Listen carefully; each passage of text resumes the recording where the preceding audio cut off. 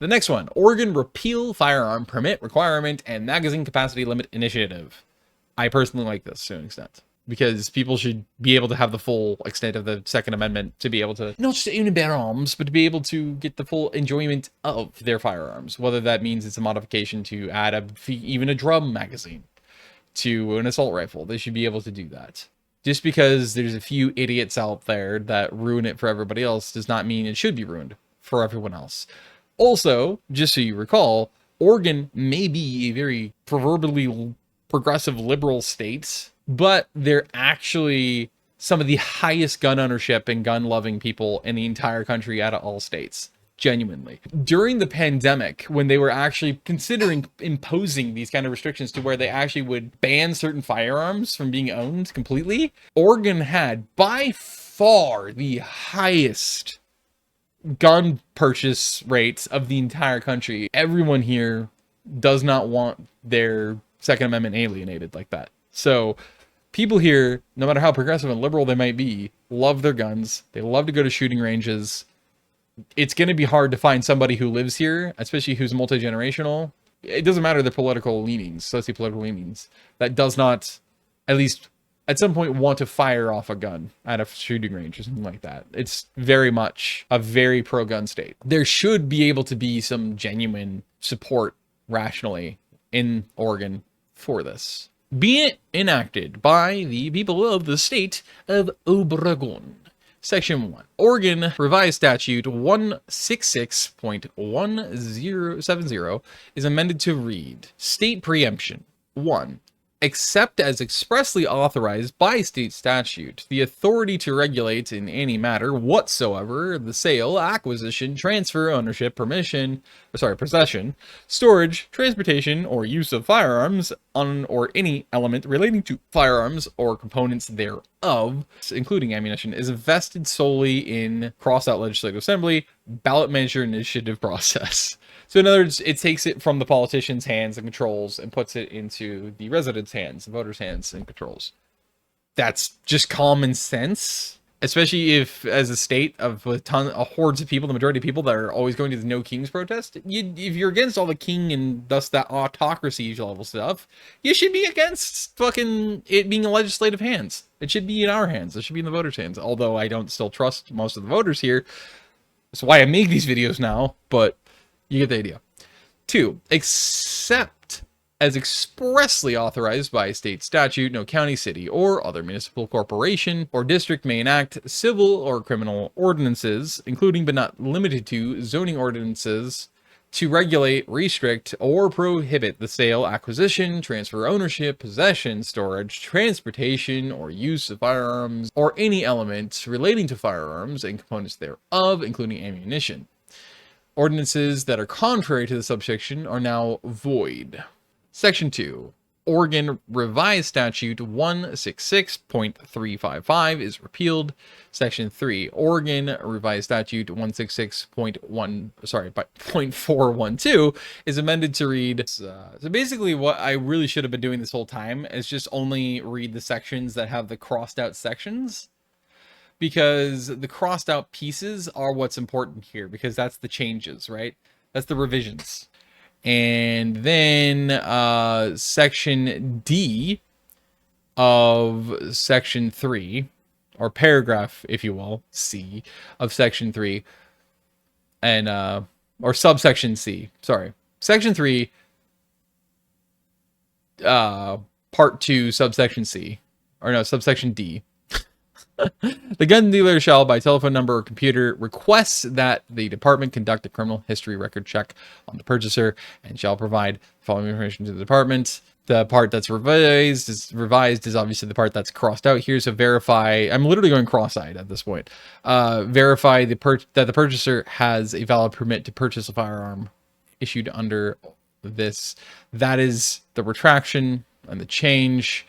And then under this exact, well, apparently subsection of subsection, you have this retraction, which is that under the little e, you have the gun dealer shall receive a unique approval number for the transfer from the department and record the approval number on the firearms transaction record However, it removes the aspect of also having to do so on the firearms transaction thumbprint form.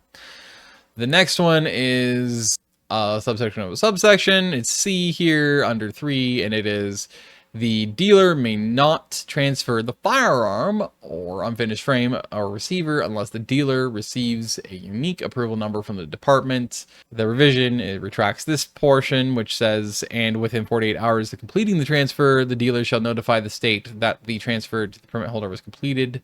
Then we have another subsection of a subsection. We have section 7, or subsection 7A here, and it says the department may retain a record of information obtained during a request for a criminal history record check for no more than 5 years, and removes this section of it and revises that, with the removal, which is except for the information provided to the dealer under subsection 2D of the sections sufficient to reflect each firearm or unfinished frame or receiver purchased by a permit holder, which must be attached to the electronic record of the permit stored by the department.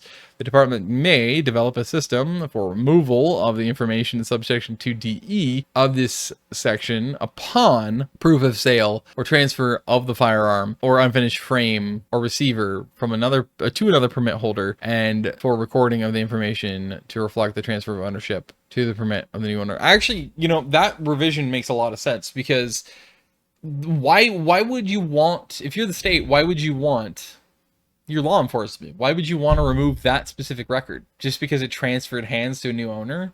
You want to remove that? You'd want the transaction history and ownership history, I would think, because then if that's now used in commission of a crime of any kind, right? Well, now you can refer back and investigate potentially the person who sold it to them, because perhaps there's a chance that they might know each other, they might have a history, and there might be a reason for it, right? God forbid it's the really rare case where that person comes back and tries to murder that person or does. Well, now you have a little bit more history there. And now you can contact their family members potentially and their neighbors and say, hey, does this person look familiar? Do you think that they have a history? And if they do, and you know any of it, we need to know. That's why you want a track record. That's the point of this. That's supposed to be the entire point of this kind of a system, right? Is to track people, technically. Not like live tracking, but you still have tracking in terms of a fingerprint, so to speak, right? Of a record of, hey, this is when they've made transactions, this is when they purchased, or this is when they transferred ownership. They got a transfer ownership of a firearm to, from who to who. You have this history there.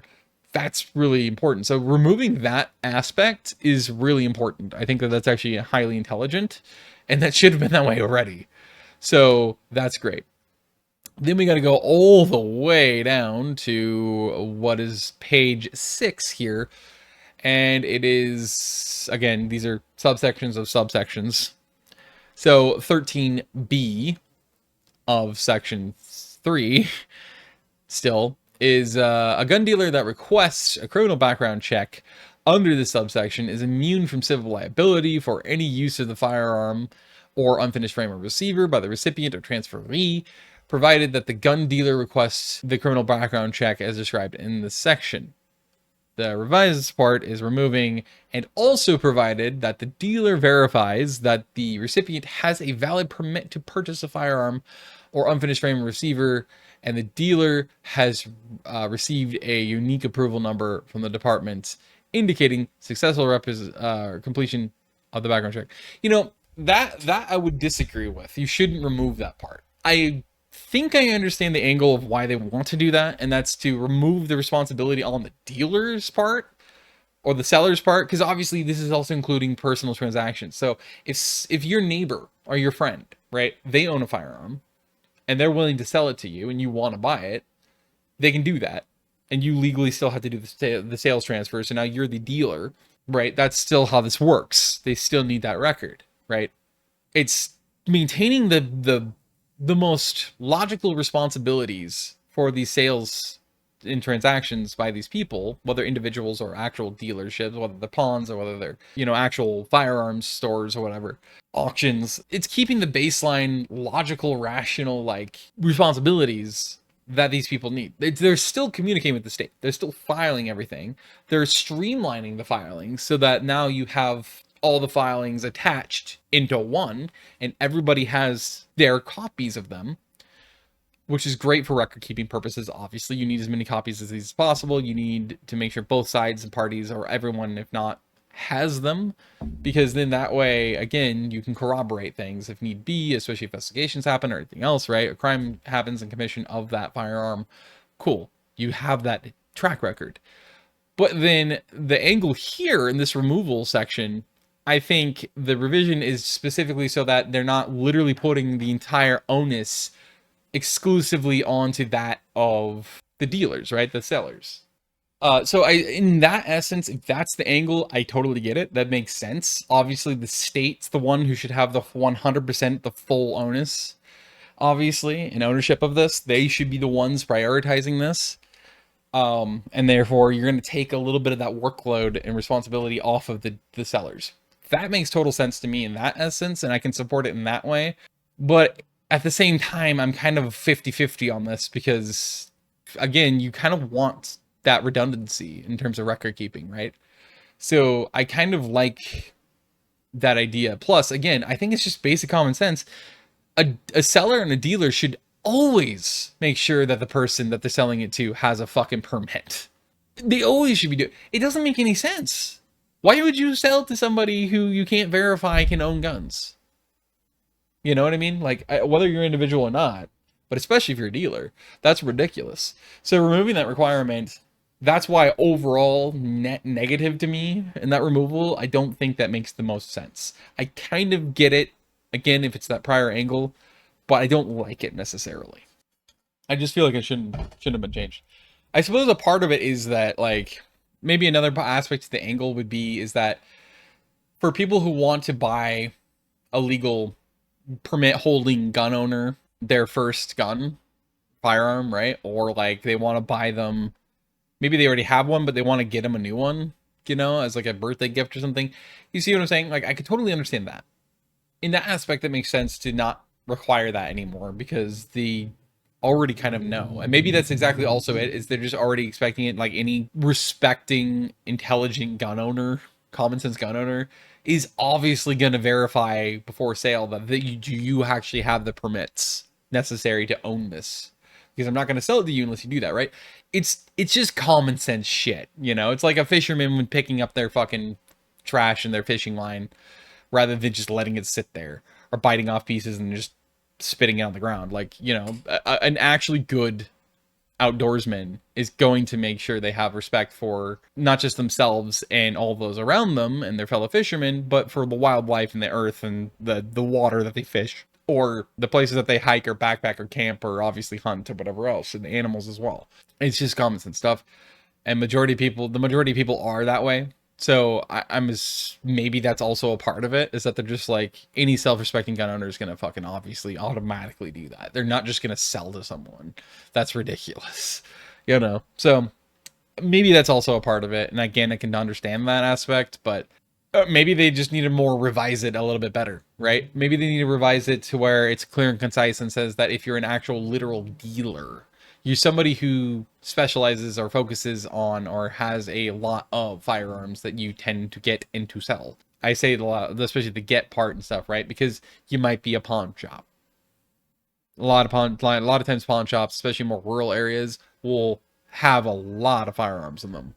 And that'll be like a bulk of their sales too. 14, so the following immediate next paragraph is completely redacted, so it's retracted, I should say.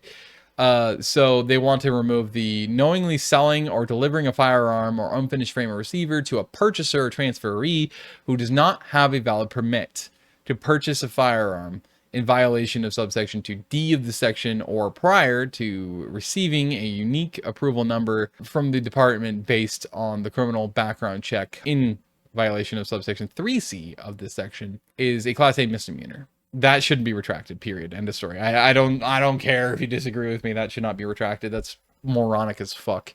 Again, it still sort of has an attachment to the gift aspect, especially for an individual. So if you want to retract it, especially for the dealer aspects, just make a better revision.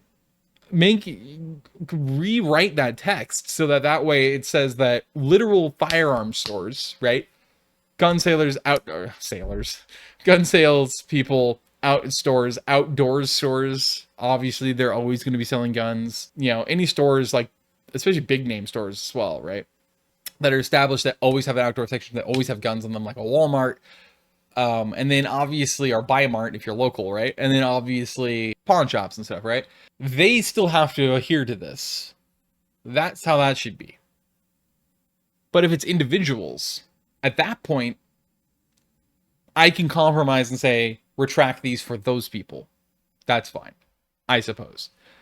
I mean, I still don't like it. I'm still not comfortable with it, but I will happily compromise that section of that subsection of gun purchasers or ownership. Section 4 is amended to read: fees for conducting criminal history record checks. The Department of State Police may adopt a fee schedule for criminal history record checks required under Oregon Revised Statute 412. I keep being dyslexic now. And collect a fee for each criminal history record check approved, and the change is not requested, but approved. The fee schedule shall be calculated over blah, blah, blah, blah. So see, look, this makes sense again as well. Obviously requested, that shouldn't be the point of purchase, right? Anytime you're doing a transaction, a financial transaction, no matter what the context is, 99.9% of the time, obviously it's going to require you to give the thing that is purchasing, and usually it's at the same time, right? You got to verify you have the funds to be able to pay for this thing before I give it to you / while I give it to you. So that way I can make sure that I'm actually making a transaction that is not going to fuck me over. And so that should be the same here. So I absolutely agree with that change. That makes total sense. Section 6, subsection of subsection, down on page 8, 3A, is a transfer may transfer a firearm to a transferee only as provided in this section, except as provided in paragraph B of this subsection. Prior to the transfer, both the transferor and the transferee must appear in person before a dealer of guns with the firearm and request that the gun dealer perform a criminal background check on the transferee.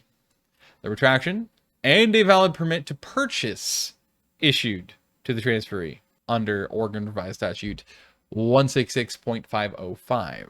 Section 7 has a few. Subsection 2 of Section 7 says, prior to transferring a firearm at a gun show, a transferor who is not a gun dealer shall, by telephone, request that the department conduct a criminal background check on the recipient upon the providing the following information to the department. And the part that's retracted is verified the transferee has a valid permit to purchase a firearm, which, again, just refer back to what I just said before about that aspect. It feels like you're being treated like a fucking child, and you're like being told to do something that you're like, no shit, Sherlock, you know? I get that, but it still should be required by law and have a penalty if you don't do it. I really do believe that. Yeah, it's common sense, but common sense ain't that common these days, is it? And there's a lot of idiots who will circumvent anything, especially if it's allowed. So why give them that leeway? That doesn't make any sense. So yes, it should absolutely still be there, in my opinion. So subsection, or rather paragraph B/C, apparently, of subsection 2 of section 7 says the transfer may not transfer the firearm unless the transfer receives a unique approval number from the department. And within 48 hours of the completed transfer, the transferor shall notify the state that the transfer to the permit holder was completed is the part that is retracted. And that is the main differences. What's interesting is they're actually showing the repeals that they did in these sections just by default. So Oregon Revised Statute 166.438 is repealed, and under Section 8, Section 9, Oregon Revised Statute 166.500 is repealed. Under Section 10, Oregon Revised Statute 166.503 is repealed. Under Section 11, Oregon Revised Statute 166.508 is repealed, and Section 12, Oregon Revised Statute 166.512 is repealed.